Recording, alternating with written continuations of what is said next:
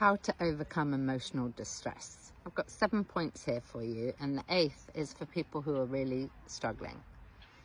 My name's Poppy. I'm a psychotherapist, psychologist, coach. I've worked for 30 years full-time with all different kinds of people, and I work for you. I'm unaffiliated.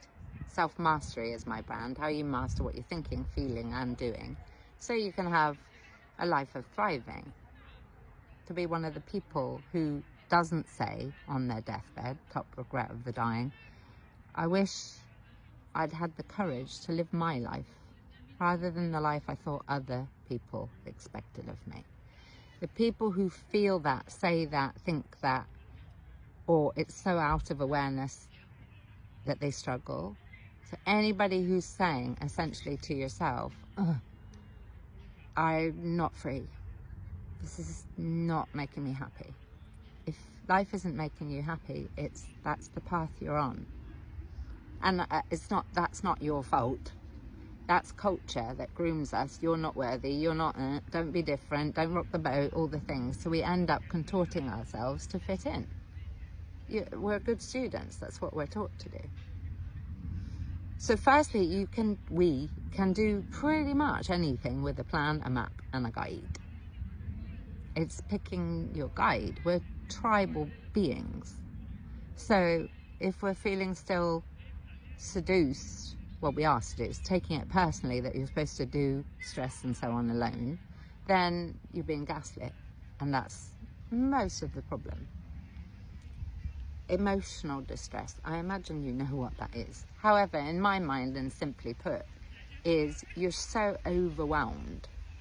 Like, you fill a cup to the brim and it's overflowing, and you're all in your head, running around in your head trying to work it out, and it's just not containable. So anything from a bit too much doubt and worry, a bit too sort of taken up with what's he going to say, what's she going to say, how am I going to pay the bills and all the things, to psychosis, which equally is very creative. Any of this stuff that we're doing are survival tools. So we blow up the small things, so they're super big, and then we can't think about the actual thing, which I'll talk about in a minute. Too much variety. When we're stressed out and overwhelmed, is because we don't feel there's enough certainty, things to predict. Proper 2, if this is resonating for you. We're not sure about enough things. There's too much unknown. And those are human needs, so we need to balance. We're off balance, basically. Being in your head trying to work stuff out when you're overwhelmed doesn't work. So this is why, no disrespect, cognitive approaches to distress, in my very informed opinion, doesn't cut the mustard long term, because your head's full. Plus, it can, further gaslight. Is we think that, if we have a practical skill, no, you're deeper and more important and more sophisticated than that. And this, negative automatic thought stuff, I understand, and it can be very, very valuable. However, 3 decades tells me that your history is very important. Your experiences are very important, and all of them carry gifts, really, of what not to do, to learn the makeup of who you are and what works for you. So it's undermining to do just bits and bobs, and that's why you're still suffering, because same thing keeps happening in our lives, relationship-wise, financially, health and so on, until we realise what's going on, get conscious of it and do something about it.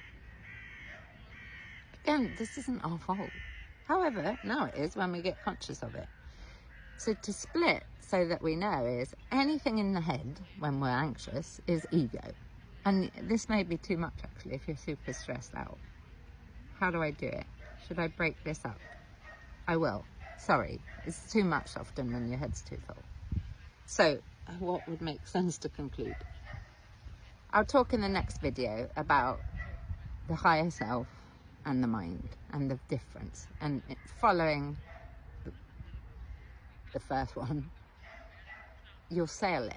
It's just a case of who gets to guide you, whoever it is, whether it's me or other people that resonate. So I'll do part 2.